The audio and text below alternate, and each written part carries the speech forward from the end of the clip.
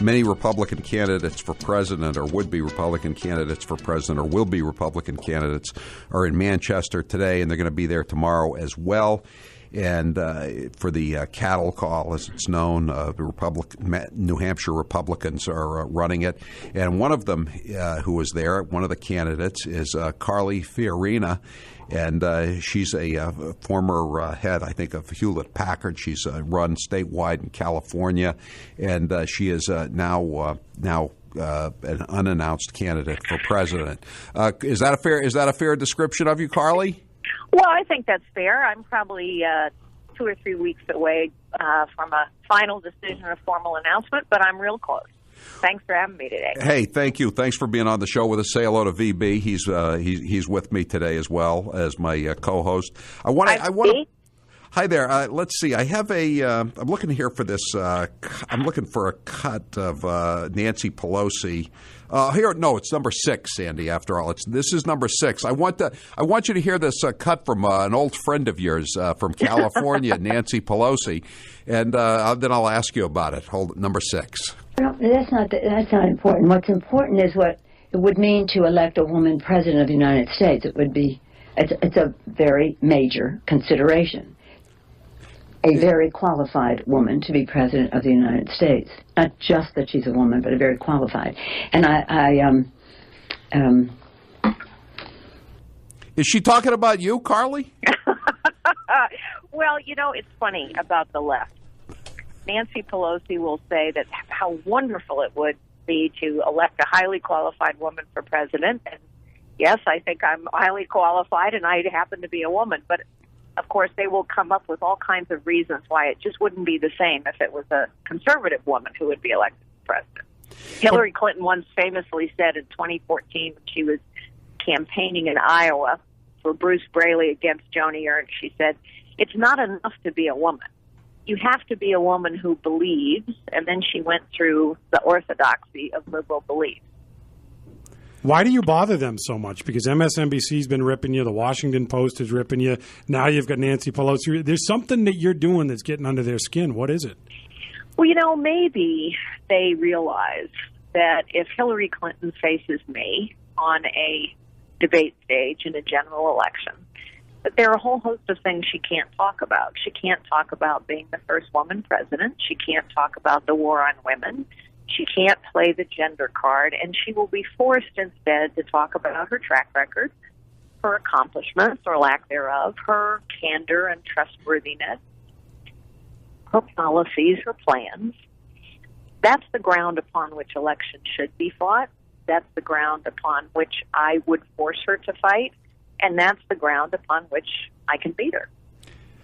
Carly, I saw a story today. I didn't read it, but I looked at the headline, and it said, "What does Carly Fiorina really want?" And I think the question they were asking is, are you running for president, or are you running for vice president? One of the things I find kind of interesting about that question is nobody asked the male candidates this question. Well, so I wonder why people keep asking me that question. Well, I'm doing this because I think our nation is at a pivotal point. I'm doing this because I think the political class has not served us particularly well. I'm doing this because I think ours was intended to be a citizen government where people come out of private life and serve their country for a time. And I'm doing this because I can win the job and I can do the job. Well, but isn't one of the reasons why people are asking this question? I mean, I know that Ben Carson has never been elected to anything either, and he's going to announce soon in Detroit. But I don't think people really think of him as having the potential to go all the way. And the reason I asked the question is, I mean, I know you ran in California, and you ran a very good campaign by all accounts, and you spent a lot of money, but you've never been elected to anything. It's true. It's absolutely true. And I think there are a whole bunch of people out there, me included, who say, yay. You haven't been in political office all your life. Look, there are many, many good people in politics. There are many fine public servants in politics. Politics is a particular set of experiences. but it's a narrow set of experiences. And it's not the only set of experiences that qualifies someone for high office. So I actually think an understanding of the economy matters a lot. An understanding of the world and who's in the world and who plays on the world stage matters a lot. I know more world leaders than anyone running, with the possible exception of Hillary Clinton. I think it matters that you understand bureaucracies and how to move them, because the federal government is one giant, unaccountable, corrupt bureaucracy. I think it matters that you understand technology, because technology is shaping our century, but also because technology can be used as a tool to reimagine government. And I think, perhaps above all, it helps to have real experience making tough calls, tough times, with high stakes for which you're prepared to be held accountable. That's called executive decision making. And I don't think you just learn that on the job. We've seen the consequences of that with this president. I don't think you learn it reading a briefing book. I think you build that skill over a lifetime of experience. I was interested in your commentary on the Iranian nuclear deal and the fact that you thought that, like so many people, that we had been snookered by the Iranians, and that the U.S. negotiators, namely John Kerry, the former senator from here in Massachusetts, had not done a very good job of negotiating. I want people to hear your critiques of how the negotiations were handled on the U.S. side. Well, I've never negotiated an Iranian nuclear deal, but I've negotiated a lot of deals, and there's certain ground rules to getting a good deal, because people are people. So number one, you have to know what your goals are. President Obama laid out very specific goals for this negotiation, and we have failed to achieve a single one of them. Not a single nuclear facility will be dismantled. Not one of the 19,000 centrifuges will be dismantled. None of the material will be shipped out of Iran, even though the Iranians agreed to that 2 years ago. They don't agree with that anymore. So we failed to achieve our goals. Number two cardinal rule, be willing to walk away from the table. We've never walked away from the table. And the Iranians have never accepted the UN inspections regime, which passed the Security Council unanimously. The Iranians have never permitted inspections, and yet we've never walked away from the table. You never declare victory before the deal is done, and we had this president declaring victory in the Rose Garden over a framework. We don't even have a deal done yet. And so I think what the Iranians are going to do is spend the next 2 months getting what is a good deal for them, making it even better, because they figured out our president is committed almost no matter what. And finally, we need to understand that we've been rewarding bad behavior for years. The Iranians are strategically causing trouble in the region through their proxies. They are getting stronger and better at it, and we haven't pushed back. These are all really serious things. And yet we just keep talking, just keep talking, just keep talking. And so we did get snookered. We are getting snookered. I think we ought to stop talking, walk away from the table, put as punishing sanctions as we can back on them immediately, which we can do unilaterally if we start to cut off their access to the global financial system, and not talk to them again until they permit the UN inspectors to go in and see what they have. Of the candidates that are there with you in New Hampshire this afternoon and tomorrow, who would you say you're the closest to personally? Oh, in terms, well, I know virtually all of them. But I would say in terms of personal interactions over the years, I've probably had most with, say, a Rick Perry, a Lindsey Graham, probably more than the rest, but I have met all of them. 207 on our text line says, Carly, be president and pick Ben Carson as your vice president. Have you come up with a short list yet? No, that strikes me as just a tad presumptuous, since I'm not even a declared candidate yet. I think there'll be plenty of time for that. Do you have a Mitt Romney problem in that big successful woman viewed as rich? When you walk into a diner in New Hampshire, how do those people relate to you? Well, I started out as a secretary. I started out as a secretary in a 9-person real estate firm. My husband, Frank, started out as a tow truck driver in a family-owned auto body shop in Pittsburgh, Pennsylvania. Don't say Scranton, Pennsylvania, whatever we do, because we're not going to believe you. Yeah, Carly. we're Scrantoned out between Joe Biden and Hillary Clinton. We don't get this whole Scranton thing, you know. Why do you have to? Why did the Democrats seem so obsessed with Scranton? I don't know. Well, he grew up in Pittsburgh, my husband, so in a big Italian family. But the point is, yes, my husband and I have been very fortunate in our lives. We've worked very hard, but like everyone else, we've suffered setbacks. We had to work hard. You know, I battled cancer. We lost our younger daughter.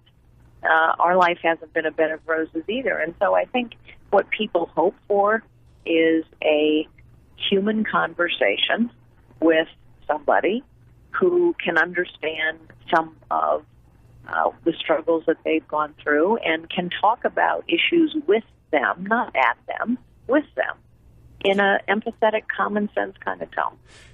Hillary Clinton says she's going to represent everyday Americans. Her phrase.